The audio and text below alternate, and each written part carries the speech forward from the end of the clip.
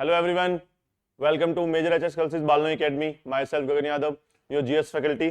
और आज क्लास होगी हमारी एक टेस्ट पेपर को लेकर, करंट अफेयर्स के टेस्ट पेपर प्रिपेयर किया है आपके लिए. तो कंपाइलेशन ऑफ करंट अफेयर्स को, फॉर एग्जांपल आज है हमारे international current affairs. So international current affairs जितने भी कराए हैं पास्ट मंथ्स के अंदर, उन सभी को कंपाइल करके क्वेश्चन पेपर प्रिपेयर किया गया है. सो चलिए स्टार्ट करते हैं. International current affair test paper start.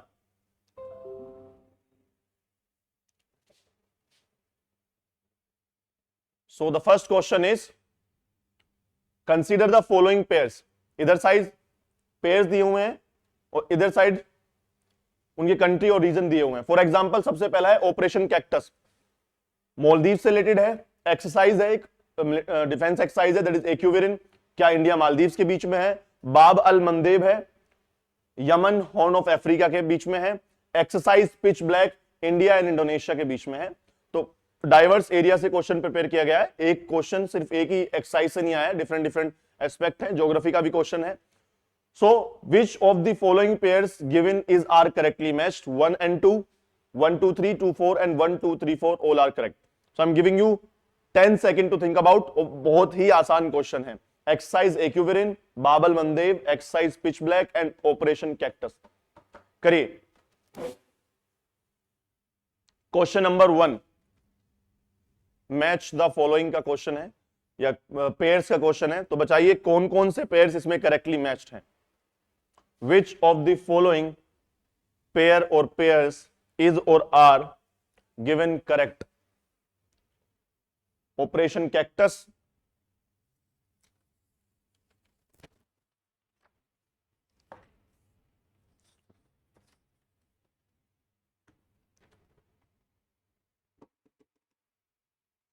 चले शैल वी देखो ध्यान से और एक एक क्वेश्चन का कमेंट में आंसर करना. सभी करने से पहले when I am giving you 10 seconds और 15 सेकंड और 20 के सेकंड फॉर द क्वेश्चन, आप आंसर लिखेंगे अपना कमेंट बॉक्स के अंदर. क्लियर है? फिर मैच करेंगे आपने कितने सही करे थे और कितने गलत करे हैं, उसी हिसाब से. क्लियर? क्या करना है आपको? फॉर राइट आंसर आपको देने हैं अपने आप को 22 marks and for every wrong answer आपको देना है -1 मार्क. कितना देना है? -1 मार्क देना है. और लास्ट में टोटल स्कोर अपना कमेंट बॉक्स में लिखेंगे. चलिए स्टार्ट करते हैं. तो सबसे पहले अगर मैं आपसे पूछूं एक्सरसाइज के बारे में देख लें, तो एक्सरसाइज एक्यूवेरिन मालदीव्स के बीच में है और बाब अल मंदेब हमें पता है कि सर दिस इज आर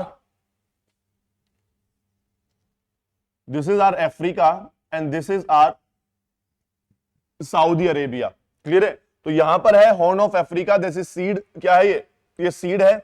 और यहां पर है यमन, यहां पर है ये यमन कंट्री है. इन दोनों के बीच में है गल्फ ऑफ एडन से रेड सी की तरफ बाब अल मंदेब. तो ये तो बिल्कुल सही है. क्लियर है? तो बाब अल मंदेब यमन और हॉर्न ऑफ अफ्रीका के पास में है. दूसरी बात exercise pitch black. Exercise pitch black जुलाई के करंट अफेयर्स में करा था हमने. एक्सरसाइज पिच ब्लैक इंडोनेशिया के साथ नहीं हुई थी. It was between India and Australia. India and Australia. So इसको अगर मैं हटा दूं तो बिल्कुल क्या हो जाता है. और ऑपरेशन कैक्टस मालदीव्स के बीच में है, बिल्कुल सही बात है. एक्सरसाइज एक्यूवेरिन इंडोनेशिया के बीच साथ है और बाबल मंदेब हॉर्न ऑफ अफ्रीका पे. तो यानी तीनों ही ये सही हैं. फोर्थ ऑप्शन गलत है. अगर तो 4 को हटा दूं तो बचता है मेरे पास तीनों ऑप्शन में B. So right answer is option number B. So option number B is our correct answer. Clear है? चलिए स्टार्ट करते हैं next question number 2. I hope सभी ने सही किया होगा. चलिए question number 2 same with reference to India Maldives relations के ऊपर क्वेश्चन है. India has historically acted as a primary security provider for the Maldives. Operation cactus जो भी आया था मालदीव्स के साथ है, वो कह रहा है इन 1988 was associated with India's response to coup attempt in Maldives. यानी coup attempt हुआ था मालदीव्स के अंदर इन 1988. सो उसके रेस्पॉन्स में इंडिया ने एक ऑपरेशन चलाया था, operation cactus, against the coup. Clear है? Against the coup. Exercise Ekuverin, Dosti and Ekatha, बिल्कुल are mentioned in the source in the context of India Maldives cooperation. बिल्कुल ठीक बात है. अभी एक्यूवेरिन तो हमने पढ़ी, क्या दोस्ती एकाथा है, अभी देखेंगे बाद में. India Maldives have concluded a comprehensive strategic partnership covering a critical minerals and quantum technology. So आपको बताना है इनमें से कौन सा स्टेटमेंट करेक्ट है. 1 2 1 2 3 2 3 4 1 2 3 4. क्लियर. बड़ा ही आसान क्वेश्चन है, थोड़ा ध्यान से बड़ा केयरफुली करना. Very very easy question. Question number 2 का राइट आंसर क्या होगा देखिए. Question number 2 giving you 15 second. करिए जल्दी से.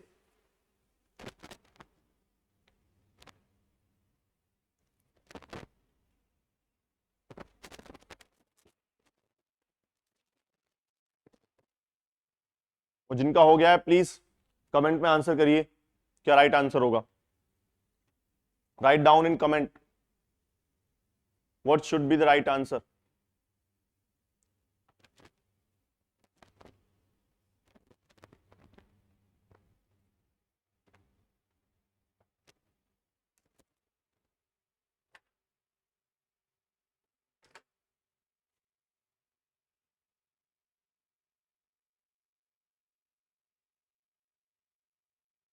चलिए स्टार्ट करते हैं. तो सबसे पहला देखो एक बार हटा देता हूं इसको मैं, एक minute. So statement 1 is saying India has historically acted as a primary security provider for Maldives. ये बिल्कुल बात ठीक है.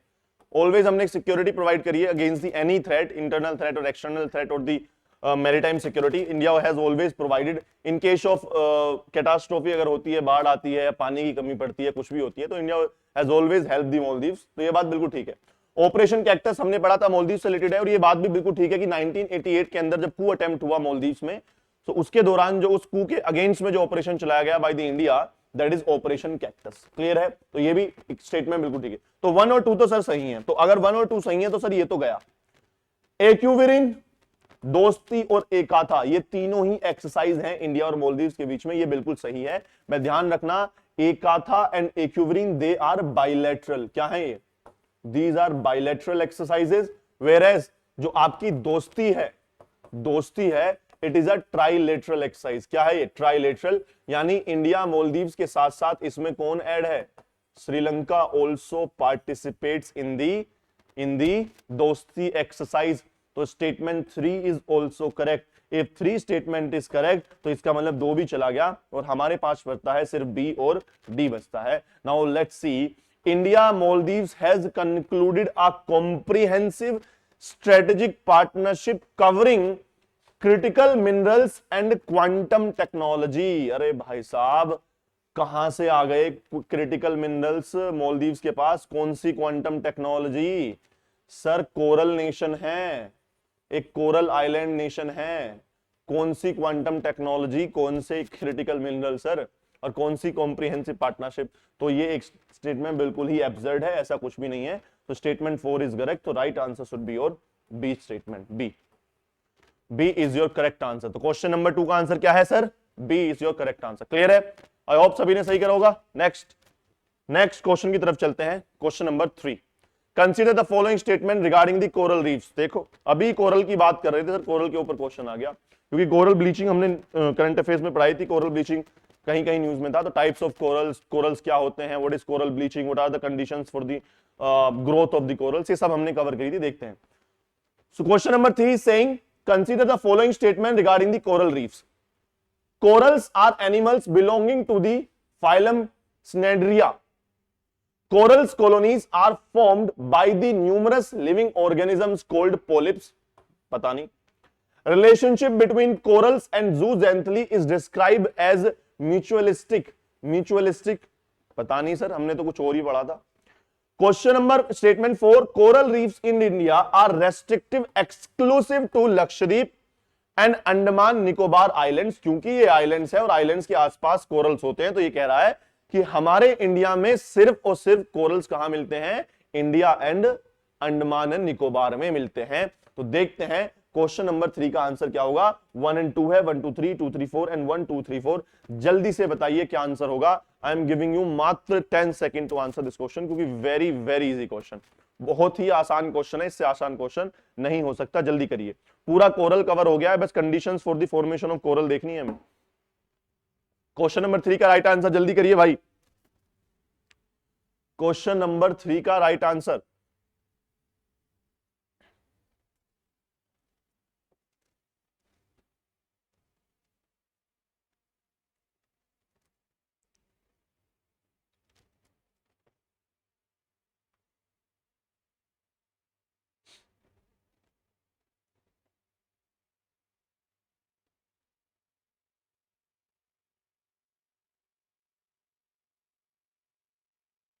चलिए देखिए, बड़ा ही आसान क्वेश्चन है, तो बिल्कुल सही है सर। फाइलम इसी किंगडम से बिलोंग करते हैं कोरल्स, ठीक है। Corals colonies formed by numerous living organism, ये बिल्कुल ठीक है। जो छोटे छोटे लिविंग मरीन ऑर्गेनिजम्स हैं, दैट इज पॉलिप्स, उनको मिलाकर उनकी कॉलोनी को कोरल्स बोला जाता है। क्लियर है, तो ये भी बिल्कुल ठीक है, statement 2 is correct. The relationship between, एक मिनट देखो, the relationship between corals and zooxanthellae, यानी दिस इज एन एल्गी, एक एल्गी है जो आपने बहुत कोरल्स के बड़े कलरफुल देखा होगा, कोरल्स बड़े कलरफुल होते हैं, एक्वा, जब आप एक्वा डाइविंग करते हैं उसमें जो करते हैं सर, बड़ा ही कलरफुल आता है, कभी ब्लू, कभी ब्लैक, कभी येलो, बहुत सारे कलर्स के होते हैं कोरल्स। तो एक्चुअल में वो क्या है, वो एल्गी का कलर है जो कोरल्स के ऊपर आकर उनके ऊपर डिपॉजिट हो गई है, अटैच हो गई है वो। क्लियर है, तो कोरल्स तो कैल्शियम कार्बोनेट के बने होते हैं, व्हाइट कलर के होते हैं, और जब यही पोल्यूशन वगैरह हो जाता है तो वो एल्गी जो है वहां से चली जाती है, बचता है सिर्फ एक कोरल, जिसको बिल्कुल बोलते हैं व्हाइट व्हाइट बचता है, तो उसको बोलते हैं कोरल ब्लीचिंग। तो एक्चुअल में कलर कौन दे रहा है, यही जूजेंथली है। Is describe at the mutualistic, और मैं बोलूं सिम्बायोटिक रिलेशनशिप, क्या बोलते हैं, सिम्बायोटिक रिलेशनशिप। सिम्बायोटिक रिलेशनशिप का मतलब होता है the corals depends on the zooxanthellae for their food, तो फूड खुद से ही नहीं बनाने, जूजेंथली जो एल्गी है जो उनके ऊपर है उसके ऊपर क्या बोलते हैं, डिपेंड करते हैं कोरल्स आपके। तो ये भी बात बिल्कुल ठीक है।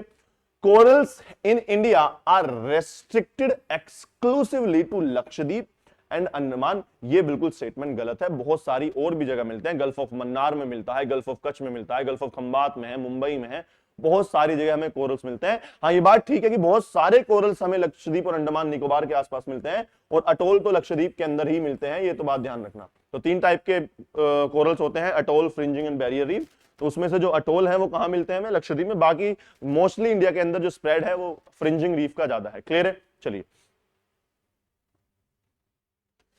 Question number 4, the study mentioned in the source regarding the Lakshadweep coral reef is particularly significant because,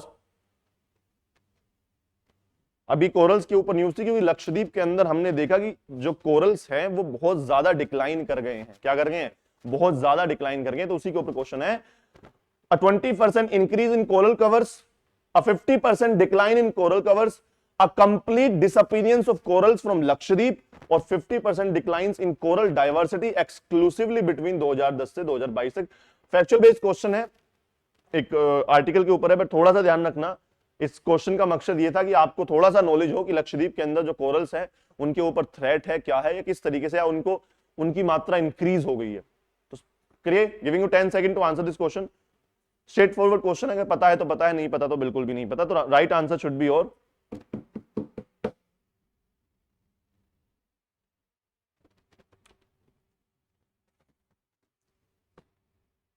right answer should be और ऑप्शन नंबर बी। सो 50% डिक्लाइन हो गया कोरल कवर फ्रॉम 1998 टू 2022। तो रिसेंट स्टडी में देखा गया जो कोरल्स की जो प्रेजेंस है in the Lakshadweep has declined to 50% from 1998 to 2022। Clear है, तो राइट आंसर शुड बी और ऑप्शन नंबर बी। चलिए नेक्स्ट क्वेश्चन की तरफ चलते हैं, question number 5। With reference to international court of justice, ICJ के ऊपर आया है जी, हाँ। Consider the following statement. It is one of the 6 principal organs of the United Nations. क्या यूनाइटेड नेशन का कोई 6 प्रिंसिपल जो ऑर्गन्स है अलग अलग, जैसे कि यूएन जनरल असेंबली है, यूएनएससी है, और सारी ऑर्गेनाइजेशंस है, उनकी तरह ही एक और ऑर्गन है international court of justice. It was established in 1945, पता नहीं। It is situated in Geneva, पता नहीं। It is particularly known as the world court. So correct statement आपको बताना है 1 2 1 2 4 2 3 4 एंड 1 2 3 4। बताइए, giving you 10 second to answer this question, very straight forward question. Question number 5, question number 5।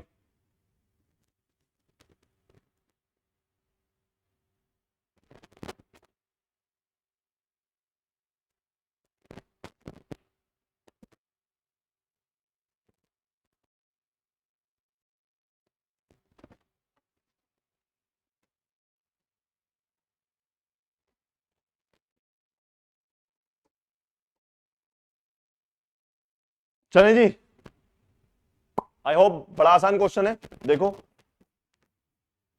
तो first statement कह रहा है इंटरनेशनल कोर्ट ऑफ जस्टिस के बारे में कि sir it is one of the 6 principal organs of the United Nations. बिल्कुल ठीक बात है ये। इट वॉज एस्टेब्लिश इन 1945, बिल्कुल जब यूएन बना तभी उसी दौरान ये बना, 1945 में बना, तो दो स्टेटमेंट तो बिल्कुल ठीक है। Third statement is saying the headquarter of international court of justice is Geneva, जो कि बिल्कुल गलत है। इट इज इन होग। कहां पर है? होग नीदरलैंड के अंदर है। कहां है? नीदरलैंड के अंदर है, आपका यूरोप के अंदर है, ना कि जेनेवा के अंदर है, तो ये गलत है। सो थर्ड स्टेटमेंट गलत हो जाता है, 1 और 2 सही है। थर्ड स्टेटमेंट गलत हो जाता है, 1 और 2 थे। Fourth, it is popularly known as the world Court, बिल्कुल ठीक बात है। तो right answer should be your B. B is your right answer, 1, 2 and 4। Clear है? तो राइट आंसर क्या होगा sir? 1, 2, 4 is my right answer. Clear? चलिए नेक्स्ट क्वेश्चन की तरफ चलते हैं। Question number 5 again the statement regarding the composition of ICJ. The court consists of 15 judges. The judges are elected by majority votes in both UN General Assembly and UN Security Council. Elections are held every 3 years for 1/3 of the seats. Retiring judge cannot be re-elected. So 4 statement हैं, बताइए क्या answer होगा जल्दी से। Statement 4 and I am giving you 15 seconds to answer this question. Question number 6.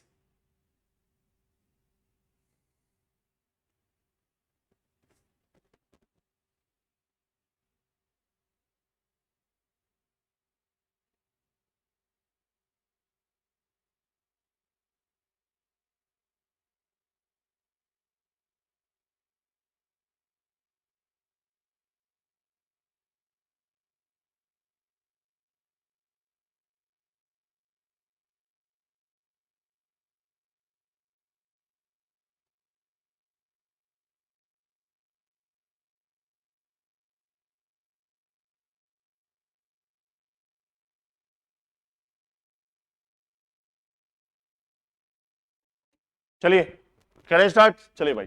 So question number 1 और question number 6 का statement 1 consisting of 15 जजेस, बिल्कुल ठीक बात है।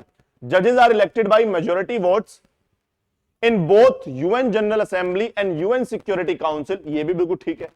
Elections are held every 3 years for 1/3 of the seats. ये किस तरीके से है? जैसे हमारे यहां राज्यसभा का चुनाव है, लेकिन राज्यसभा में क्या होता है? इन 3 इयर्स में ना होकर 1/3 का चुनाव इन एवरी 2 इयर्स में होता है। कितने में होता है? इन एवरी 2 इयर्स में होता है। क्लियर है? अ रिटायरिंग जज cannot be reelected. A retiring जज cannot be reelected, ये स्टेटमेंट गलत है। It can be reelected, it may be reelected, ऐसा कुछ भी नहीं है। So statement 4 is correct. Right answer should be your B. B is your right answer, यानी the retiring जज मे बी री इलेक्टेड, ऐसा कुछ भी नहीं है कि रिलेक्ट नहीं हो सकता। But all other 3 options or other 3 statements are absolutely correct. So right answer of question number 6 is B. चलें आगे। चलिए next question. Question number 7 on the Bab el Mandeb strait, बड़ा इंपॉर्टेंट क्वेश्चन है। बाब अल-मंदेब स्ट्रेट के बारे में है। It connects the Red Sea with Gulf of Aden. It lies between Yemen and horn of Africa.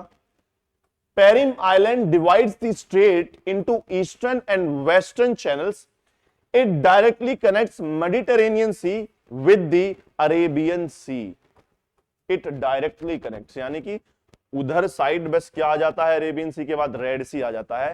So question number 7 very very easy question है, जल्दी लगाइए क्या आंसर होगा इसका। क्वेश्चन नंबर 7 का right answer, giving you only 10 second to answer this question. Very quickly, एकदम से हो जाना चाहिए, एकदम फ्लैश, देखते ही क्वेश्चन। बड़ा ही आसान है, अगर आपने ज्योग्राफी बहुत अच्छे से पढ़ी है तो बड़ा आसान क्वेश्चन है आपके लिए। Question number 7,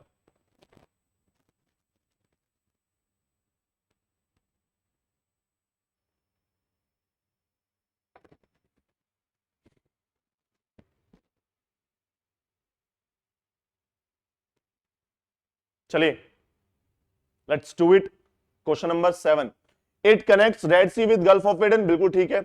it lies between Yemen and Africa, बिल्कुल ठीक है। पेरिम आइलैंड, इसको नोट कर लेना, Perim island divides strait into eastern, बिल्कुल बीचों बीच है, एक ईस्टर्न चैनल है, एक वेस्टर्न चैनल है, पेरिम आइलैंड के ऊपर नीचे, तो ये स्टेटमेंट भी बिल्कुल करेक्ट है। और it directly connects Mediterranean Sea and Arabian Sea, ये सर सरासर झूठ बोल रहा है, ऐसा कुछ है ही नहीं। बाब अल-मंदेब डायरेक्टली कनेक्ट नहीं करता, बाब अल-मंदेब गल्फ ऑफ एडन और रेड सी को कनेक्ट करता है। रेड सी से जब आपको मेडिटेरेनियन सी जाना है तो पहले आपको गल्फ ऑफ सुएज जाना पड़ेगा, सुएज के बाद सुएज कैनाल के साथ जाना पड़ेगा, और सुएज कैनाल के बाद उन लेक से होते हुए तब आप पहुंचेंगे मेडिटेरेनियन सी में। तो it does not directly connect the Mediterranean Sea with Arabian Sea. तो 4 है वो बहुत झूठा आंसर है।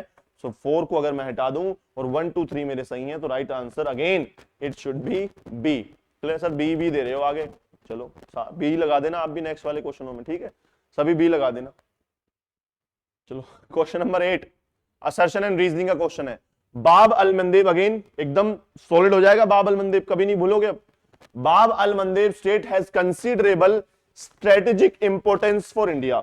हो सकता है, हमें क्या पता भाई सर क्यों हम इतना दूर है।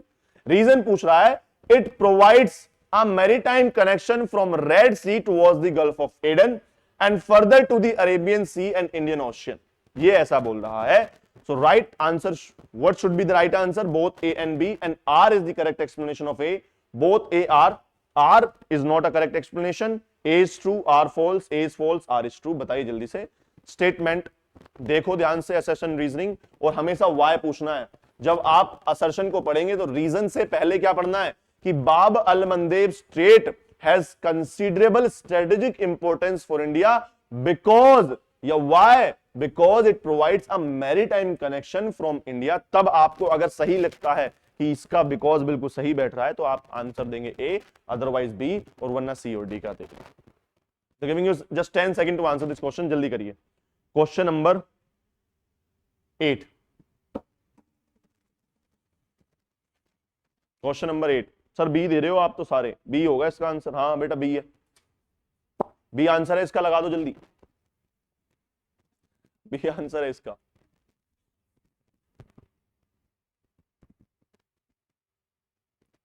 So right answer should be your option number ए।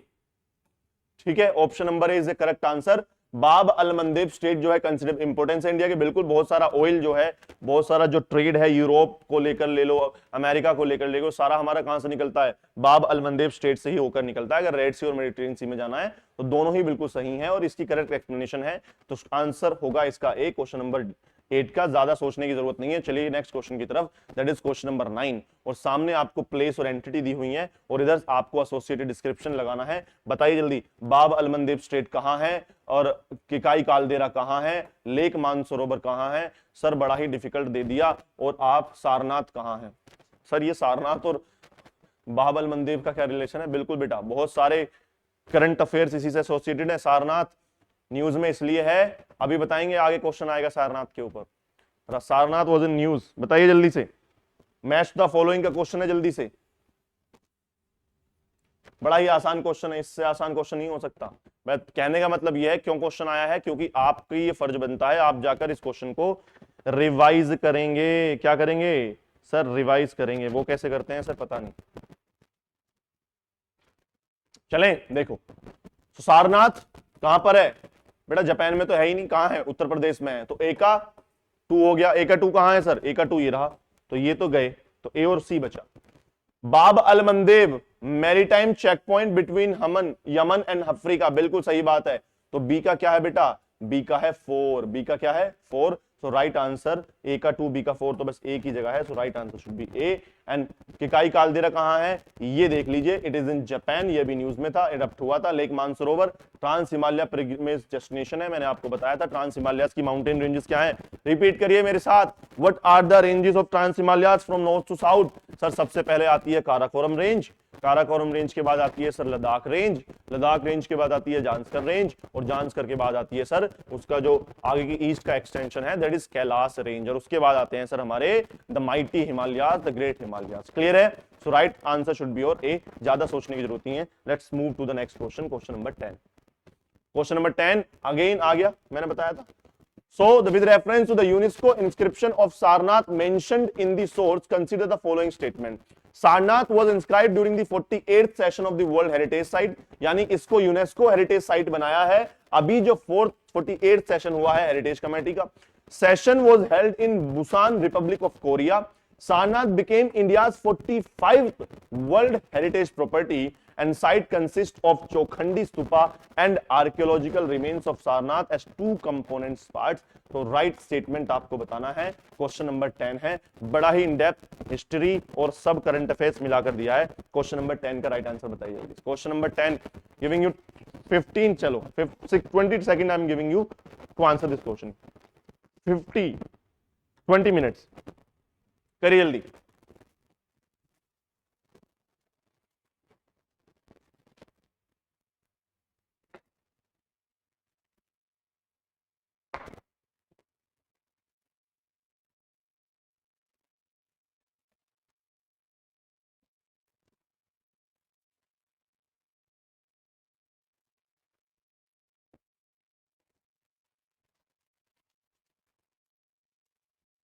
चलिए भाई करें क्वेश्चन नंबर 10। तो क्वेश्चन नंबर 10 देखो, सारनाथ वाज इंस्क्राइब 48 बिल। पहली बात तो ये दोनों ही सही हैं। हमारी सारनाथ जो है 45th वर्ल्ड हेरिटेज प्रॉपर्टी बनी है इन दी 48th session of world heritage committee 2026। ये दोनों ही स्टेटमेंट सही हैं। It was held in Busan Republic of Korea, ये भी बिल्कुल ठीक है। And it consist of Chaukhandi stupa, जो बड़ा सा स्तूपा आप देखते हैं जब भी सारनाथ की पिक्चर सर्च करेंगे तो सबसे पहले एक बड़ा सा स्तूपा आएगा, that is Chaukhandi stupa. And archaeological remains है सारनाथ के अंदर। तो ये चारों ही स्टेटमेंट सही है। तो right answer should be my 4। So 4 is the correct answer of question number 10। Let's move to the next question. चलिए जल्दी से move to the next question. Question number 11, बहुत पीछे चल रहे हैं। Consider the following statement about the Khyber Shikan missile. It is described as Iranian long-range ballistic missile system. It is used solid fuel. It belongs to Khorramshahr missile family. Its name is associated with the Battle of Khyber. Question number 11 Khyber missile के ऊपर है, किस country से related है? क्या Iran से related है, solid fuel है, बैटल ऑफ खाइबर से रिलेटेड है, या खुरमशहर मिसाइल फैमिली से रिलेटेड है? क्वेश्चन नंबर 11 का राइट आंसर क्या होगा, जल्दी से बताइए। क्वेश्चन नंबर 11,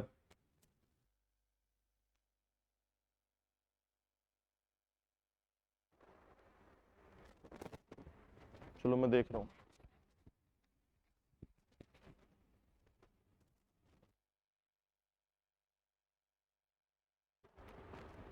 करें क्वेश्चन नंबर 11। तो right answer should be your, it is describe as Iranian long range ballistic missile system. बिल्कुल ठीक है। इट यूजेस, आई होप आवाज सभी को सही आ रही होगी, कोई वाइब्रेशन तो नहीं हो रही है आवाज में? प्लीज कमेंट करो, क्लियर है वॉइस एकदम सभी को? चलिए, it is uses solid fuel, बिल्कुल ठीक है। It belongs to the Khorramshahr missile family, ये भी बिल्कुल ठीक है। And its name associated with the battle of Khaibar, ये भी ठीक है।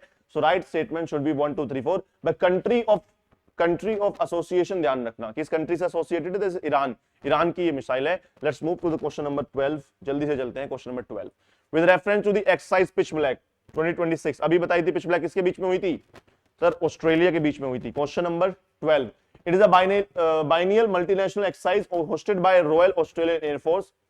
It is primarily a naval exercise focused on maritime interdiction. Exercise derives its name from the emphasis on nighttime flying. The Indian Air Force consisting including Rafale fighters and C-17 Glowmaster 3 aircrafts हैं। तो आप pitch black के बारे में बताइए क्या statement होगे। 15 second you have to answer this question. Question number 12, question number 12,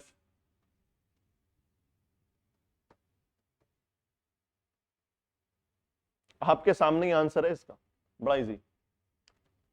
sir it is a naval exercise. अरे भाई साहब नेवल एक्सरसाइज है तो राफेल क्या कर रहे हैं, ग्लोब मास्टर क्या कर रहा है? तो कुछ स्टेटमेंट हो जाएगा 2 गलत। क्लियर है? और ये बिल्कुल ठीक है। So right answer should be your B.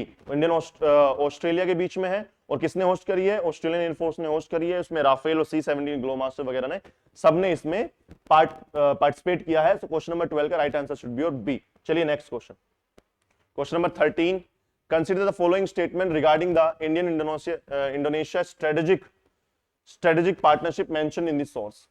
Indonesia is to receive BrahMos supersonic cruise missile system. An export order was mentioned for India's Astra air-to-air missile system.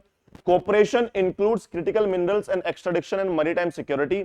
IIM Bangalore campus is to be established in Indonesia, and the partnership is limited to defense cooperation and does not extend to cultural cooperation. बताइए 13 का answer क्या होगा, question number 13।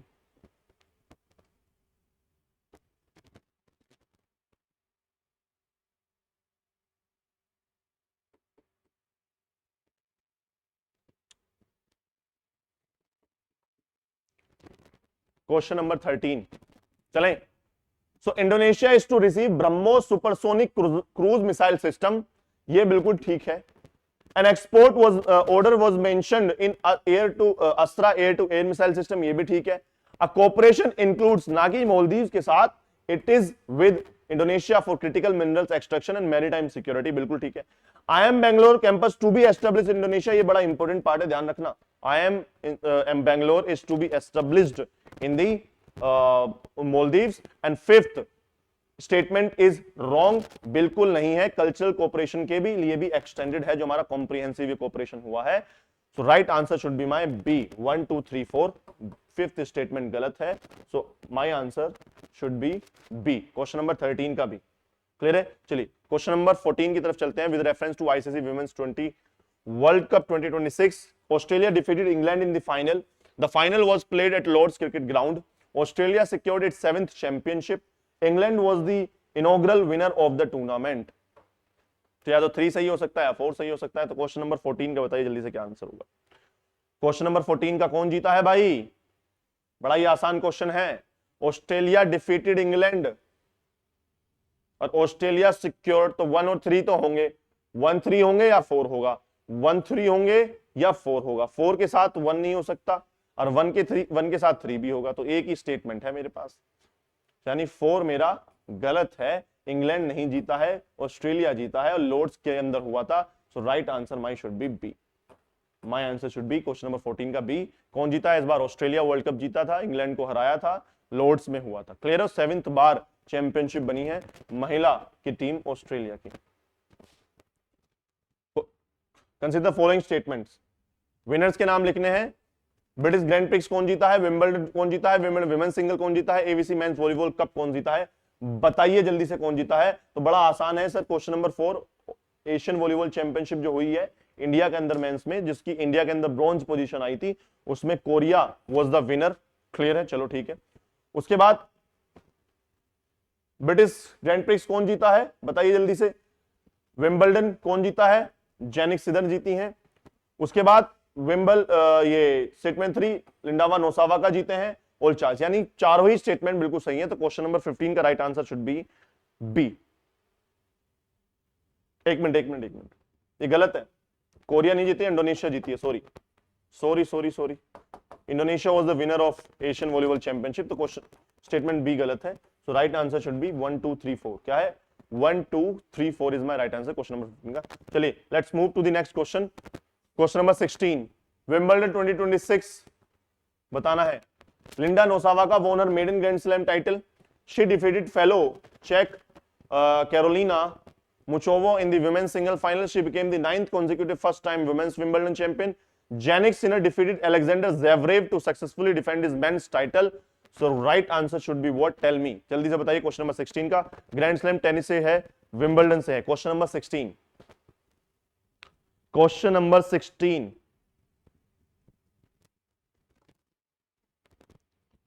Question number 16 और right answer is option number D. चारों ही statement बिल्कुल ठीक हैं। लिंडा नोसावा का जीती हैं अपना मेडन टाइटल, उन्होंने चेक कैरोलिना को हराया था और became the 9th consecutive first time women's Wimbledon champion, या कि लगातार पहली बार जीतने वाली विंबलडन 9th, ये कौन सी है? 9th consecutive है लगातार, यानी पहली बार ही जीत रहे हैं विंबलडन, किसी ने 2 बार नहीं जीता विमेंस में।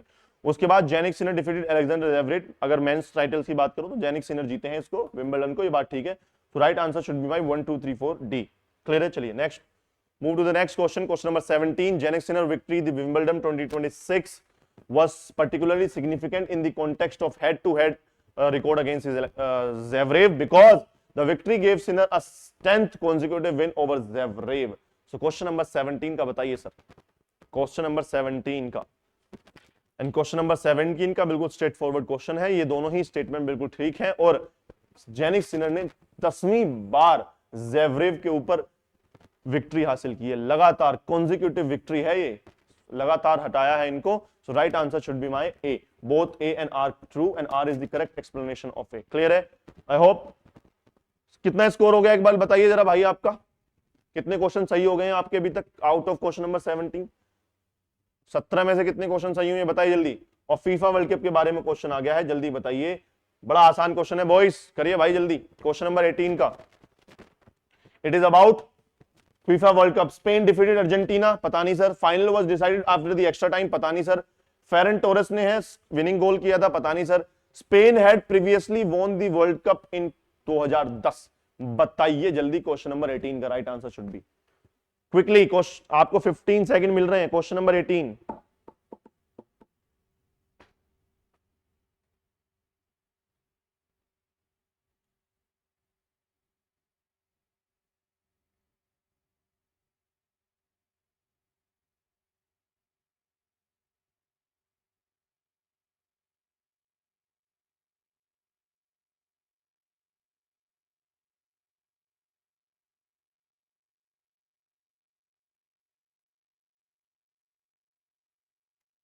करें चलिए भाई।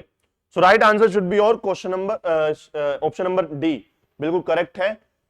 स्पेन ने जीता है, अर्जेंटीना को फाइनल में हराया था, एक्स्ट्रा टाइम में मैच गया था, तो 1-0 से स्पेन जीता था। फेरन टोरेस स्कोर्ड विनिंग गोल, बिल्कुल ठीक बात है। और 2010 में स्पेन ने पहले भी एक टाइटल जीता था, तो स्पेन ने इस बार 2 टाइटल जीत लिए हैं। तो right answer should be my option number D. बड़ा ही आसान क्वेश्चन था। क्लियर है? तो फीफा पूरा रिवाइज हो गया है। चलो थोड़ा सा और रिवाइज कर लेते हैं फीफा को। चलिए, consider the following statement about the FIFA. It was expanded 48 teams tournament था। The tournament was hosted by USA, Mexico and Canada, 3 countries ने host किया था। The Canada conceded only 1 goal throughout the tournament. Spain became World Cup champions for the first time in 2026. So I hope very easy question for you. जल्दी बताइए question number 19 का answer क्या होगा। Very easy question, क्योंकि अभी करा है। Question number 19, question number 19 का सर अभी पता है। Spain does not and did not become the first time winner. इन्होंने 2010 में भी पहले भी एक टूर्नामेंट जीता था, तो ऑप्शन 4 गलत हो जाएगा। सो बचते हैं मेरे पास ये, बिल्कुल ठीक है। पहली बार 48 टीम थी और एक राउंड इंट्रोड्यूस किया गया था for the first time, round 32 के अंदर, राउंड 32 इंट्रोड्यूस किया गया था। क्लियर है? उसके बाद tournament was hosted by USA, Mexico, Canada, 3 countries ने पहली बार किसी टूर्नामेंट को 3 कंट्रीज ने होस्ट किया था, ये भी बिल्कुल ठीक है। स्पेन ने एक ही गोल खाया है पूरे टूर्नामेंट में, ये भी बिल्कुल ठीक है। So right answer should be my B, 1, 2 and 3। Clear है? चलिए question number 20। Question number 20, the match the following FIFA world cup awards with their word. तो बहुत सारे अवार्ड्स होते हैं, golden ball, silver ball, bronze ball, और फिर golden boot होता है, गोल्डन ग्लव होता है, तो बहुत सारे हैं। क्लियर? एक बार देख लेते हैं। तो golden ball, silver ball, bronze ball किसको मिली है, गोल्डन ग्लव किसको मिला है, और आप मुझे ये भी बताओगे कि गोल्डन बूट किसको मिला है। गोल्डन बूट सिंगल को मिलता है for the maximum scorer, maximum जो स्कोर करता है उसको मिलता है, और किसी के 10 गोल थे इस फीफा 2026 के अंदर, फीफा फुटबॉल वर्ल्ड कप के अंदर। क्लियर है? बताइए जल्दी क्वेश्चन नंबर 20 का राइट आंसर क्या होगा। क्वेश्चन नंबर 20 का राइट आंसर क्या होगा।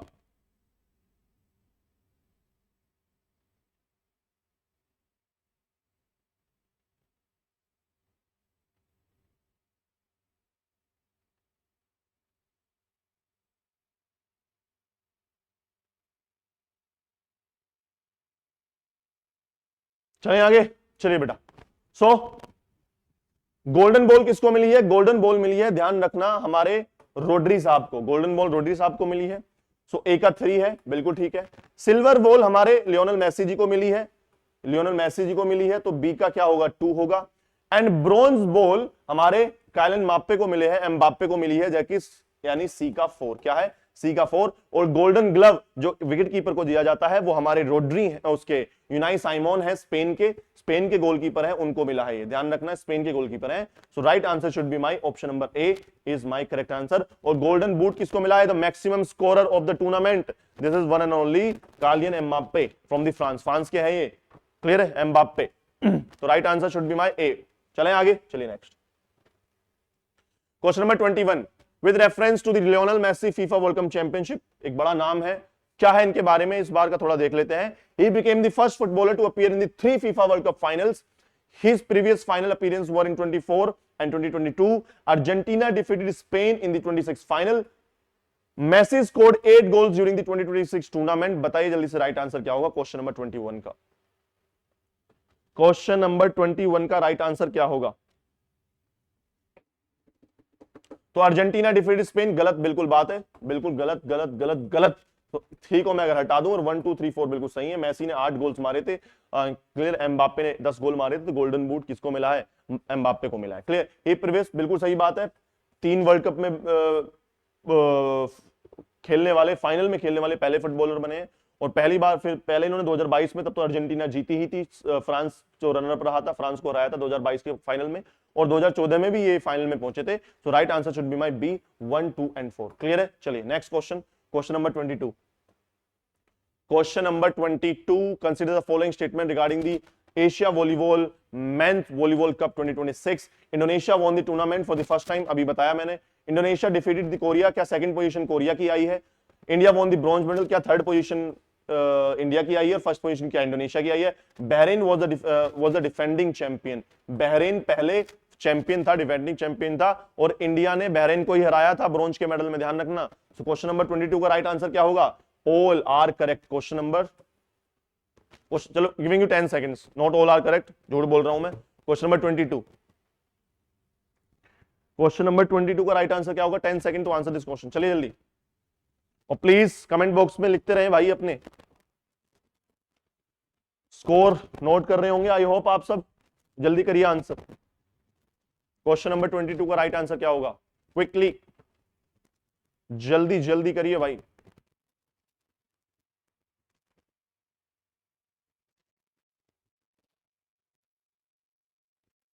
Right answer option number D, again same है। Bahrain was the defending champion, Indonesia पहला आया है, कोरिया सेकंड है, and third was India. India ने बहरीन को ही हराया था, क्लियर है। तो चलिए नेक्स्ट क्वेश्चन, 3-0 से हराया था बहरीन को, ध्यान रखना। Question number 23, with reference to the awards mentioned in the source consider the following statement, and clear है। नेक्स्ट चलिए, the Field Medal is described as the Nobel Prize for the mathematics. Okay, the Field Medals were announced by International Mathematical Union. 4 mathematicians received 2026 Field Medal and Hong Wang became the third women to win award. तो Field Medal के बारे में है, तो नया आपको एक पता चल रहा है, इसको मैथमेटिक्स का क्या बोला जाता है? एक नोबेल प्राइज भी बोला जाता है। तो बताइए क्वेश्चन नंबर 23 का, क्वेश्चन नंबर 23 का राइट आंसर क्या होगा?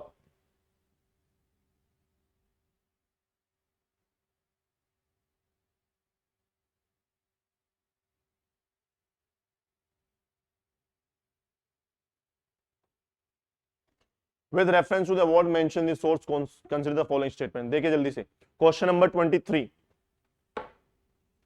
So right answer should be your, चारों ही स्टेटमेंट सही है। तो देख लेना फील्ड मेडल के बारे में बेटा, नोबेल प्राइज फॉर मैथमेटिक्स बोला जाता है इसको, और किसके द्वारा दिया जाता है? इंटरनेशनल मैथमेटिशियन यूनियन के द्वारा दिया जाता है, मैथमेटिकल यूनियन के द्वारा। और इस बार 4 मैथमेटिशियंस को मिला है, और जिसमें कि होंग वांग जो है वो थर्ड महिला बनी है इस मेडल को जीतने वाली, क्लियर है।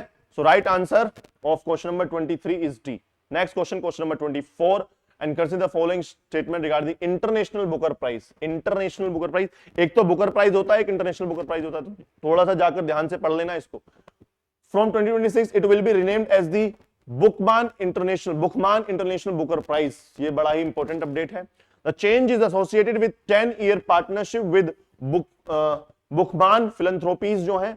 The annual prize money will become 10 lakh euros and increased prize money will be shared equally between the author and the translator। बिल्कुल सही बात, ध्यान से सुनो।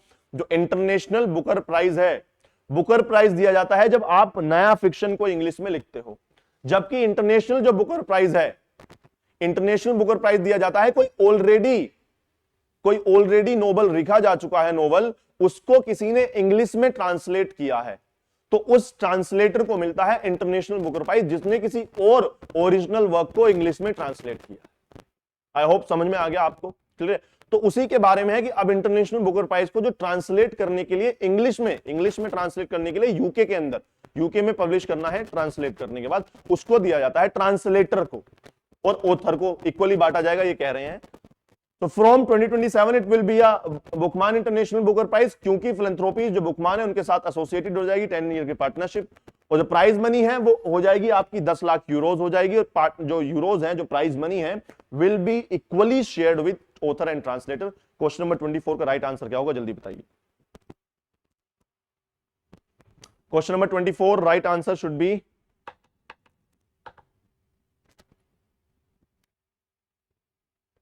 क्वेश्चन नंबर 24 का राइट आंसर होगा ऑप्शन नंबर डी। चारों ही स्टेटमेंट बिल्कुल सही है, तो ध्यान रखना about the International Booker Prize. और बुकर प्राइज मैंने आपको बता दिया, वो सिर्फ फ्रेश जो इंग्लिश नॉवल जिसने लिखा है तो उसके लिए दिया जाता है बुकर प्राइज। क्लियर है? चलिए नेक्स्ट क्वेश्चन है, match the following observations with 2026 themes. इधर डेज लिखे हुए हैं आपके सारे के सारे, और इनकी थीम्स के बारे में आपको बताना है। World population day, youth skill day, world brain day, international day of cooperatives है। इनके इधर साइड इनकी लिस्ट है। बताइए राइट आंसर क्या होगा। Brain health access for all. Question number 25 half way mark पर आ गए हम, हाफ वे मार्क पर।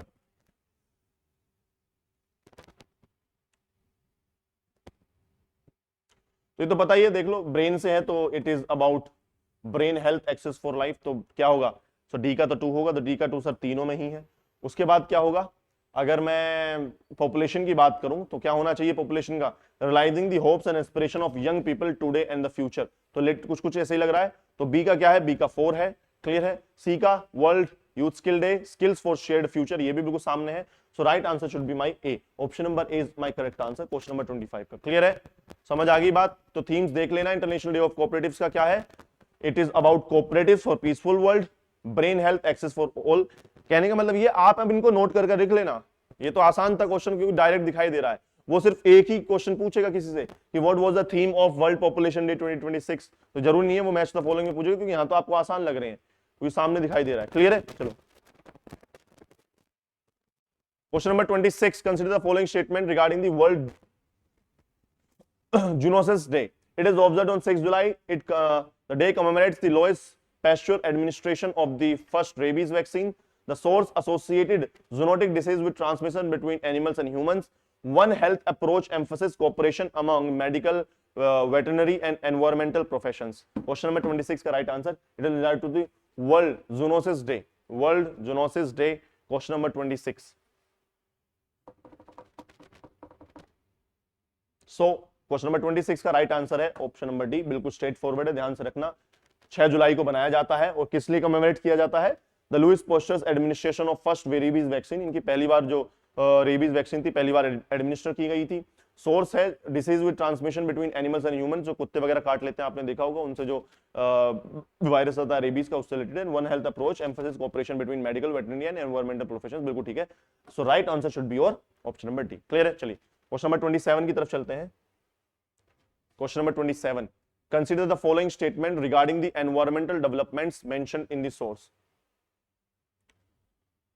WMO warned World Meteorological Organization El Nino pattern was rapidly strengthening. The projected atmospheric changes were expected during August and October. Severe droughts were projected across the southern Africa. Extreme floods were projected across the eastern Africa. ये बड़ी अच्छी बात है। The Global Mangrove Alliance reported the mangrove loss had showed to 12%। Clear है, चलो loss यानी कम हुए हैं 12%। क्वेश्चन नंबर 27 का राइट आंसर क्या होगा, बताइए जल्दी से। क्वेश्चन नंबर 27, क्वेश्चन नंबर 27 का राइट आंसर क्या होगा, and right answer is option number D. Option number D is correct answer, बिल्कुल सही बात है। सदर्न अफ्रीका में जो है आपको ड्रॉट्स वगैरह प्रोजेक्टेड करी गई है, ईस्टर्न अफ्रीका में सीवियर ड्रॉट्स की बात करी गई है, फ्लड्स की प्रोजेक्टेड है, जो अगस्त और अक्टूबर में चांसेस होते हैं एल नीनो के इफेक्ट दिखाने के। एल नीनो क्या होता है, जब मॉनसून में कुछ किसी वजह से, मॉनसून क्लास में पढ़ते हैं, बहुत इन डेप्थ में पढ़ते हैं क्या कारण है, मॉनसून विंड्स पढ़ते हैं, साउथ वेस्टर्न मॉनसून क्या होता है, शिफ्टिंग ऑफ प्रेशर बेल्ट्स क्या होता है, और आपका what is like Walker cell क्या होता है, ये सब, और इंडियन ओशन डाइपोल क्या है, मोडोकी क्या है, सदर्न ऑसिलेशन क्या है, मैडम जूलियन ऑसिलेशंस क्या है। तो बहुत सारा मिलाकर मॉनसून है। मॉनसून एक छोटा सा टॉपिक नहीं है 5-10 मिनट का, इट्स लाइक 2 या 3 क्लास लगती है पूरे मॉनसून को पढ़ाने में। समझ आ रही है बात, नहीं है, क्लियर है। So right answer should be my D. चलें आगे, चलिए question number 28। With reference to the Operation Amistad, consider the following statement. बिल्कुल इजी क्वेश्चन है। It was launched by India in response to devastating earthquakes in Venezuela. It is an Indian humanitarian assistance and disaster relief. ये भी बिल्कुल ठीक है, दोनों ही ठीक है। और the term amistad means friendship in Spanish, ये भी बिल्कुल ठीक है। The operation reflect the principle of वासुदेव कुटुंबकम, तो ये भी बिल्कुल सही है। तो चारों ही ऑप्शन बिल्कुल ठीक है। So right option should be my 1, 2, 3 and 4। Clear है? So option number D question number 28 का। चलें आगे, चलिए next question. Next question with reference to the Indore Declaration, consider the following statement. So it was adopted at the 16th BRICS Agriculture Ministers meeting. The meeting was held in Indore, Madhya Pradesh. Food security, trade, climate and technology were identified as the priority. Declaration was adopted under India's BRICS presidency, यानी India की जो brick presidency चल रही है। तो question number 29 का right answer बताना है आपको। क्वेश्चन नंबर 29 बिल्कुल ठीक है। 6 ब्रिक्स कमीशन कहां, एग्रीकल्चर मिनिस्टर मीटिंग कहां हुई थी? इंदौर के अंदर थी। तो इंदौर के अंदर मध्य प्रदेश के अंदर ये मीटिंग हुई थी, बिल्कुल ठीक है। फूड सिक्योरिटी, क्लाइमेट और टेक्नोलॉजी के ऊपर बात हुई थी, ये भी ठीक है। और इंडिया इस समय ब्रिक्स का प्रेसिडेंट है, तो उसी दौरान हुई थी। क्वेश्चन नंबर 29 का है डी ऑप्शन। क्लियर है? चलिए नेक्स्ट क्वेश्चन की तरफ चलते हैं। Question number 30। क्वेश्चन नंबर 30 है which one of the following correctly represent the 3 core principles of UN peace keeping mention in the source. क्या क्या है? बहुत सारे, साउथ सुडान का, लेबनान का, बहुत सारे पीस मेकिंग मिशन इस बार भी न्यूज में है, तो देख लेते हैं। Consent of parties and neutrality, compulsory use of force. Compulsory use of force गलत है ये। Consent of parties, impartiality, non use of force, exception in self defence and defence of mandate, बिल्कुल ठीक है। न्यूट्रलिटी सोवरेनिटी की नहीं है, collective defence नहीं है। Consent of parties, non interference, unrestricted use of force नहीं, रेस्ट्रिक्टेड होती है sir. So right answer should be my D, कि जो यूएन की पीस कीपिंग फोर्स है, दे कंसेंट पार्टीज की वजह से आती हैं, इंपार्शियलिटी होती है, नॉन यूज ऑफ फोर्स होता है वहां पर, अनटिल अ सेल्फ डिफेंस और सेल्फ मैंडेट की बात अगर है। So right answer should be my B, question number 30 का। क्लियर है? चलिए क्वेश्चन नंबर 31 की तरफ चलते हैं। With reference to the financial FATF के ऊपर क्वेश्चन है। FATF published 2 key monitoring important documents. These documents are published 3 times a year. Monitoring documents identify countries with weak AMLC and CFT. Clear है? Money laundering जो होती है, the documents are terror financing जिसको बोलते हैं, और money laundering जिसको बोलते हैं। Documents published in January, May and September. Question number 31 का राइट आंसर बताइए जल्दी से।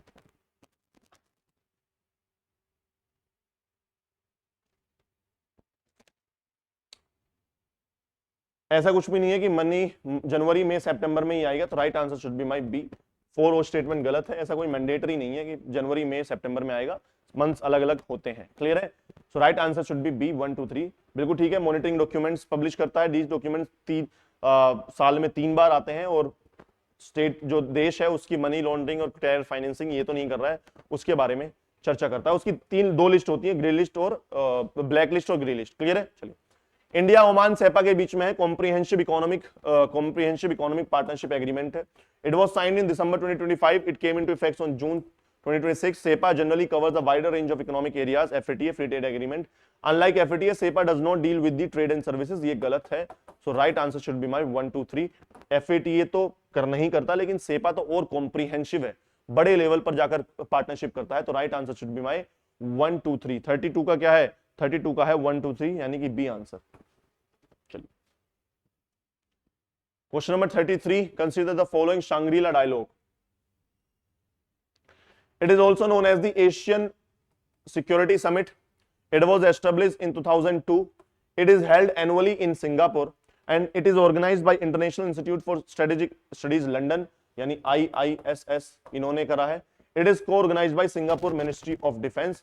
बताइए जल्दी क्वेश्चन नंबर 33 का. शंग्रीला एशियन सिक्योरिटी समिट बोलते हैं इसको. जी हाँ. क्वेश्चन नंबर 33 2002 से स्टार्ट हुई थी. सिंगापुर में शंग्रीला एक होटल है, वहां पर होती है. दिल्ली में भी एक होटल है शंग्रीला, उसी की एक ब्रांच है.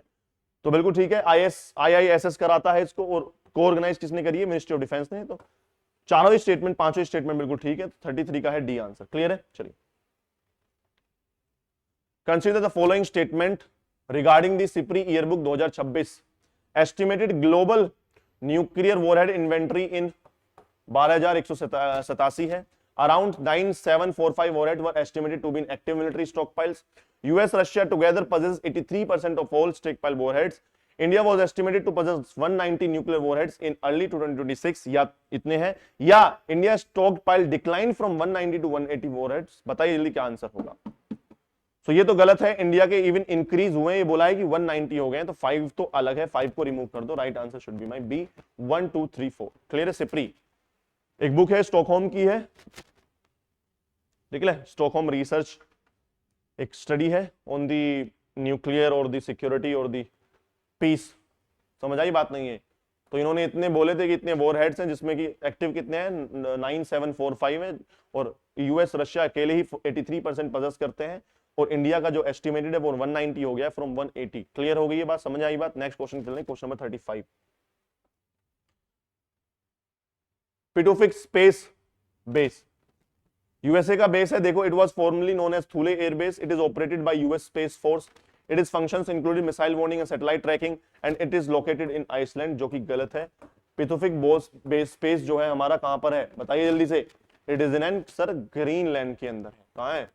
ग्रीनलैंड के अंदर है, ना कि आइसलैंड के अंदर है। तो 4 स्टेटमेंट गलत है, तीनों स्टेटमेंट सही है। सो क्वेश्चन नंबर 35 का आंसर होगा, क्वेश्चन नंबर 35 का आंसर होगा मेरा बी। आई होप समझ में आ गई। तो थूले एयरबेस बोलते थे, बड़ा इंपॉर्टेंट बेस है, आर्कटिक ओशन की तरफ है ये, आर्कटिक सर्कल के अंदर सबसे इंपॉर्टेंट बेस है फॉर दी, बोला जाता है सैटेलाइट ट्रैकिंग और मिसाइल वार्निंग के लिए बड़ा इंपॉर्टेंट है, क्योंकि यूएस मेनलैंड से बहुत दूर है, तो पहले ही वार्निंग दे देता है अगर कोई मिसाइल इसकी तरफ लॉन्च होती है। क्लियर है? चलिए नेक्स्ट क्वेश्चन की तरफ चलते हैं। Question number 36, match the following geographical feature with their associated description. Drake passage कहां पर है बताइए जल्दी? So Drake passage, it is a maritime route considering connecting the Atlantic and Pacific sectors near Antarctic, पता नहीं। Red sea major maritime choke point system Bab Al Mandeb, red sea major maritime choke point system involving Bab Al Mandeb. Bab Al Mandeb connects red sea and gulf of Aiden. Lake Urmia shrinking saline lake associated with the environmental crisis in Iran. तो चारों ही एक दूसरे से attached हैं, बिल्कुल तीनों। Lake Urmia Iran के अंदर है, सलाइन लेक है। ड्रेक पैसेज आपको पता ही है, इधर साइड क्या है? इधर साइड साउथ अमेरिका है, और नीचे अंटार्कटिका, अंटार्कटिका है एक इस तरीके से। तो यहां पर है ड्रेक पैसेज, दुनिया का सबसे बड़ा पैसेज है ये ड्रेक पैसेज। क्लियर है? मैगलन स्ट्रेट से नीचे है ड्रेक पैसेज। सो ए का 1, बी का 2, 3 का 4, right answer should be my A, correct. Clear है? चलिए question number 37, grand Ethiopian renaissance dam, जी हां इथियोपिया साउथ उसकी अफ्रीका का क्वेश्चन है। It is located on the blue Nile, पता नहीं। It is situated in Ethiopia's Benishangul Gumuz region है। Egypt consider the dam to a threat to its water security. Egypt position on Nile water rights is linked in the source to 1929 to 1959 treaties. तो GERD Grand Ethiopian Renaissance Dam, sir dam बना रहा है Ethiopia Nile river के ऊपर, और Nile की 2 tributaries हैं, blue Nile and white Nile. White Nile आती है आपकी कहां से? विक्टोरिया से, लेक विक्टोरिया से, और ब्लू नाइल आती है इथियोपिया की ताना लेक से। तो उसी लेक के बाद जाकर ब्लू नाइल के ऊपर डैम बना रहा है इथियोपिया, जिसको ग्रेट रेनेसा डैम बोलते हैं, जिसको थ्रेट माना जा रहा है इजिप्ट के द्वारा अपनी वाटर सिक्योरिटी के ऊपर। क्लियर है? चलें आगे। So right answer should be my option number 1, 2, 3, 4। तो 37 का आंसर है डी। क्लियर है? चलिए next question, question number 38, consider following statement about Eswatini. Eswatini, Lesotho and Eswatini. It is a landlocked country in South Africa. It lies between South Africa and Mozambique. It is described in the source of Africa's last absolute monarchy. King Matswi III rules throughout the constitutional parliamentary system with limited executive authority. Through constitutional parliamentary system with limited executive authority. Question number 38 का बताइए answer क्या होगा?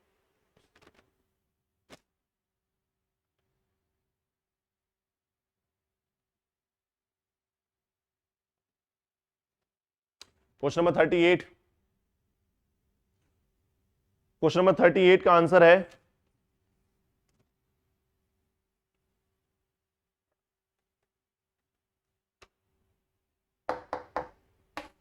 चलें आगे। तो एस्वातनी आपको पता है कहां है? अफ्रीका के अंदर है, साउथ अफ्रीका के अंदर है, और किंग मस्वातनी रूल कर रहे हैं, लेकिन through the constitution absolute monarchy है बेटा, एब्सोल्यूट मोनार्की है, तो कॉन्स्टिट्यूशन पार्लियामेंट्री सिस्टम कैसे हो जाएगा? क्लियर है? सो ऑप्शन नंबर 4 नहीं है इसका, right answer should be my B, 1, 2, 3, 4। Clear है? 1, 2, 3 सिर्फ। नेक्स्ट, तो एस्वातनी लिसोतो दोनों को पढ़ लेना, लिसोतो के ऊपर क्वेश्चन आया है। Consider the following statement about the Red Sea. 39, it provides maritime connection between Indian Ocean and Mediterranean through Suez Canal. Egypt, Sudan, Eritrea, Djibouti, Saudi Arabia, Yemen border the Red Sea. शायद Bab al-Mandeb is a major choke point associated with the Red Sea. Red Sea is described as one of the world coldest and least saline areas. ये बिल्कुल गलत है, coldest तो क्यों ही होगा sir, tropical region के ऊपर है, और वो भी ट्रॉपिकल के इक्वेटर के ऊपर है, 30 डिग्री 25 डिग्री 20 और 30 डिग्री के बीच में, जहां तो सबसे ज्यादा हीट होती है, और लैंड ज्यादा होने की वजह से वहां तो सबसे ज्यादा हीट अप होती है। सो क्वेश्चन स्टेटमेंट 4 बिल्कुल गलत है, so right answer should be my 1 2 3। ये बिल्कुल तीनों ही स्टेटमेंट बिल्कुल सही है, और इनको ध्यान रखना, इजिप्ट है, सूडान है, Eritrea, Djibouti, Saudi Arabia, Yemen, यही कंट्रीज हैं जो बॉर्डर करती हैं किसको, रेड सी को। क्लियर है? चलिए क्वेश्चन नंबर 39 हो गया, क्वेश्चन नंबर 40 की तरफ चलते हैं, और last leg of our questions, last 10 question बचे हैं, 11 क्वेश्चन बचे हैं। चलिए रेड सी बाबल मंदेब रूट के बारे में क्वेश्चन है फिर से again. It connects Pacific Ocean directly with the Mediterranean Sea through the Panama Canal. गलत है, पनामा कैनाल नहीं बेटा, सुएज कैनाल है। क्या है? सुएज कैनाल है। और क्या बताना है आपको, करेक्टली एक्सप्लेन करता है। It connects the Indian Ocean through Suez Canal Mediterranean Sea making Babel Mandeb critical maritime check point. बिल्कुल सही है। It is primarily a fresh water transportation. गलत है। It is an inland waterway connecting Persian. गलत, बिल्कुल सही, गलत बात है, तो right answer should be my B. B is my correct answer. Clear है? चलिए क्वेश्चन नंबर 41 की तरफ चलते हैं। Question number 41 with reference to the Wakhari White Island, Wakhari volcano, consider the following statement. It is located in the New Zealand Bay of Plenty. बिल्कुल सही है। It is situated on the northern island. बिल्कुल ठीक है। It is a part of Pacific Ring of Fire. बिल्कुल सही है। Its volcanic formation is associated with the subduction of Pacific Plate. ये भी ठीक है। And it is known for sulfur gases and steam vents. बताइए आंसर क्या होगा, क्या फिफ्थ सही है या नहीं है? Question number 41। Question number 41, so right answer should be C.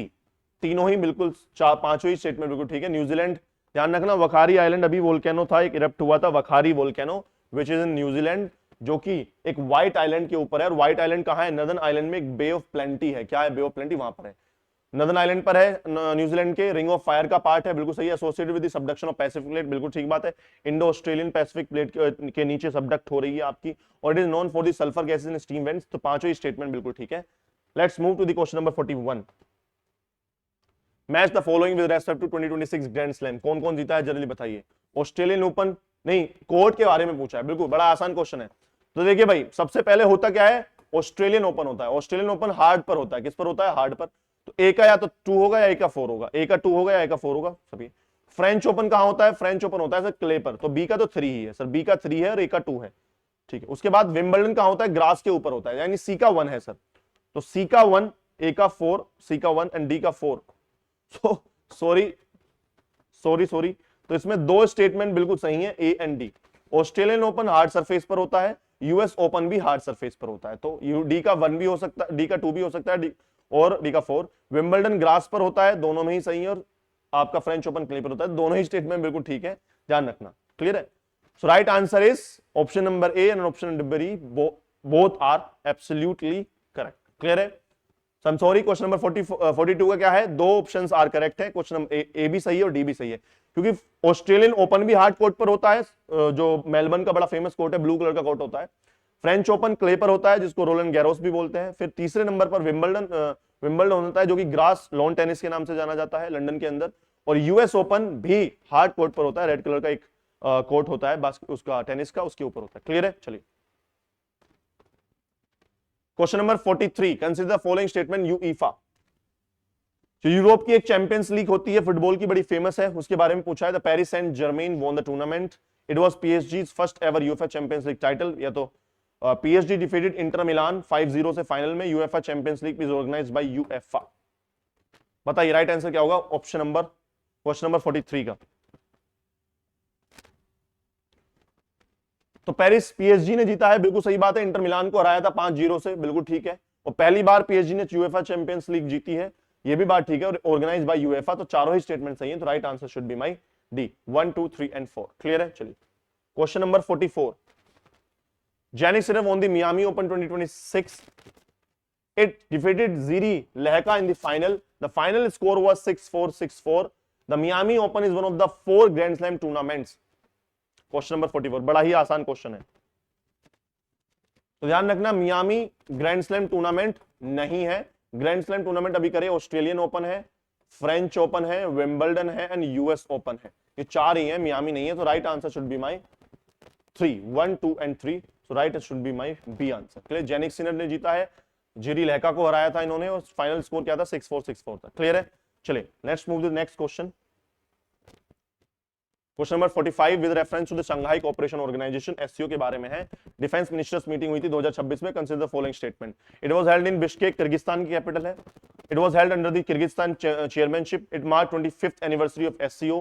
Regional security, counter terrorism and defence cooperation were among the focused areas. Question number 45 का राइट आंसर क्या होगा? Right answer should be my, बिल्कुल सही है, Kyrgyzstan में हुई थी और चेयरमैनशिप किसके पास है? किर्गिस्तान के बिश्केक के पास ही है। क्लियर है? उसके बाद 25th एनिवर्सरी थी एससीओ की, ये भी बिल्कुल ठीक है। और रीजनल सिक्योरिटी और काउंटर टेररिज्म के ऊपर फोकस रहा है।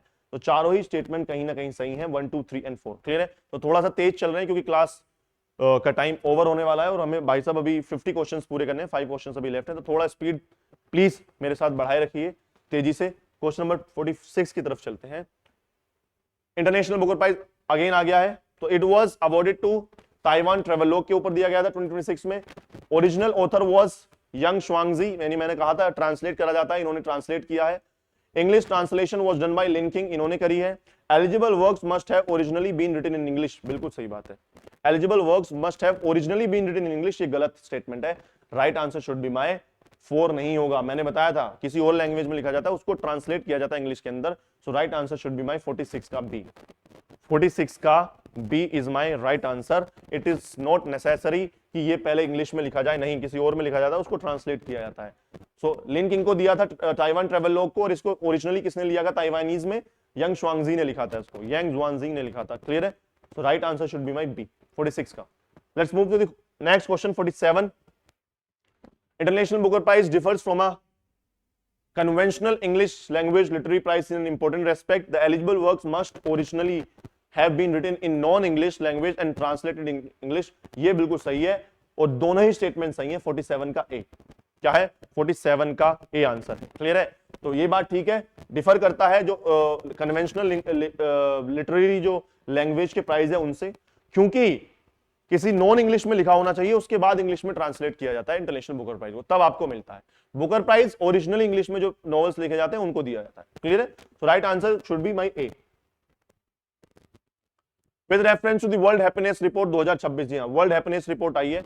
It is highlighted the excessive social media use as negative effect affecting the well being of young people. बेटा इसको आप यूज कर सकते हो अपने स्पीकिंग में या ऐसे राइटिंग में या कहीं भी थोड़ा सा।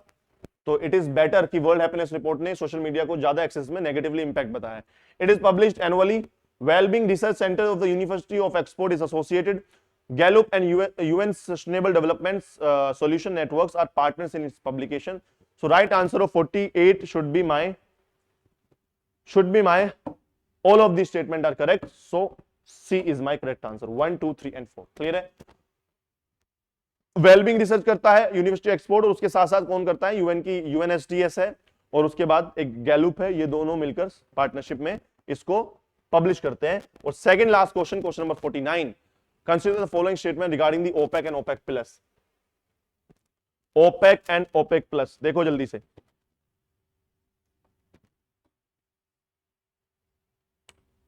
Consider the following statement regarding the OPEC and OPEC plus. थोड़ा इसको ध्यान से पढ़ो, take your time please. OPEC बड़ा इंपॉर्टेंट है, याद करिए मैंने ओपेक में क्या बताया था। यूएई ने एग्जिट मार लिया था रिसेंटली, ये तो हमें पता है, लेकिन कितने मेंबर्स थे याद करिए। And what is OPEC plus, कब बना था ओपेक प्लस? थोड़ा सा please be focused.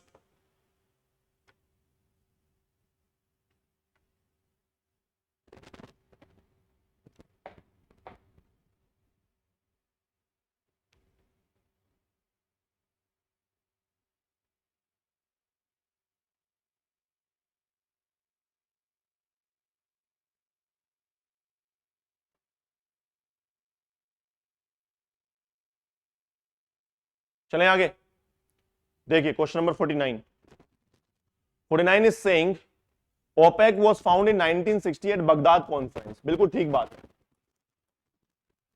Saudi Arabia, Iran, Venezuela, Kuwait, Iraq were its original founding members. ये भी बात बिल्कुल ठीक है।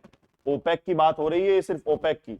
Saudi Arabia, Iran, Venezuela, Kuwait and Iraq were its original founding members. OPEC was established in 2016 following the Algiers Accord and Vienna Agreement. ये भी बात बिल्कुल ठीक है। OPEC was created partially in response to the fall of oil prices associated with the increased US shale oil production. According to the source, UAE's withdrawal from the OPEC and OPEC Plus was effective from, बताया कि OPEC ने exit मार लिया OPEC से, तो ये दोनों ही ये सारे ही स्टेटमेंट बिल्कुल ठीक है. So right answer should be my question number option number C 1 2 3 4 and 5. Clear है? चलें आगे. Last question of this test, that is question number 50 with reference to the glacial lake outburst flow, GLOF. एक geography का question है. Consider the following statement. GLOF involves the sudden release of water from a lake fed by glacier melt. Such lakes may form at the side, front, within, beneath, or on the surface of the glacier. South Lonak Lake of Sikkim was cited as the example of GOLF caused by the breach of glacial lake. Giving you 10 seconds to answer this question. Very beautiful answer question. करिए भाई. GLOF, glacial lake outburst floods. बहुत depth में मैंने कराया था क्या क्या reasons है, बहुत सारे रीजंस भी बताए थे ग्लेशियल आउटबर्स्ट के. जैसे केदारनाथ में ट्रेजेडी हुई है, ठीक है, बहुत ज्यादा बारिश हो जाती है तो जो मोरेन्स उसको होल्ड कर रखते हैं, मोरेन टूट जाते हैं. लैंडस्लाइड्स आ जाती है, लैंडस्लाइड से ग्लेशियल आउटबर्स्ट हो जाता है. तो बहुत सारे रीजंस मैंने आपको बताए थे. स्नोफॉल हो गया, एवलांचे हो गया, लैंडस्लाइड होगी, सडन बारिश होगी, क्लाउड बर्स्ट हो गया, उससे एकदम से बात जो ग्लेशियल आउटबर्स्ट हो जाता है, जो उसको रोक के रखते हैं टर्मिनल मोरेन्स हैं, जो डैम बनाए रखते हैं, मोरेन डैम बोलते हैं उसको, वो टूट जाता है. तो glacial lake involves outburst of flood, sudden release of water from the glacial lake fed by glacier melt. बिल्कुल सही. Such lakes may form at the side, front, within और बीनीथ और on the surface of glacier. ये भी बिल्कुल ठीक है. The south Lhonak lake इस incident in Sikkim was cited as an example of, बिल्कुल सही है, 2023 का इंसिडेंट है शायद ये, तो ये भी इसी का एग्जांपल था जिसने काफी ज्यादा डैमेज किया था in the Sikkim. So question number 50 का right answer should be my all of them are correct. तो question number option number D is correct. तो 1 2 एंड 3 क्लियर है. बताइए भाई कितना स्कोर था, कितने आपने सही करे. Giving you 10 second to count your score. जल्दी से कमेंट में लिखिए कितने आपने सही करे.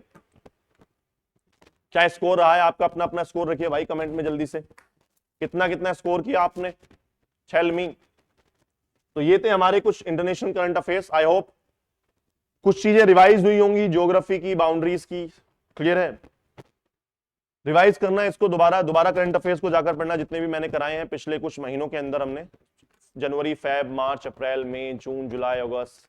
क्लियर? अगस्त तो नहीं कराया हमने, तो मे भी जून जुलाई पर, मार्च, अप्रैल, मई, जून, जुलाई, इन 4 मंथ पर ज्यादा फोकस रहा है.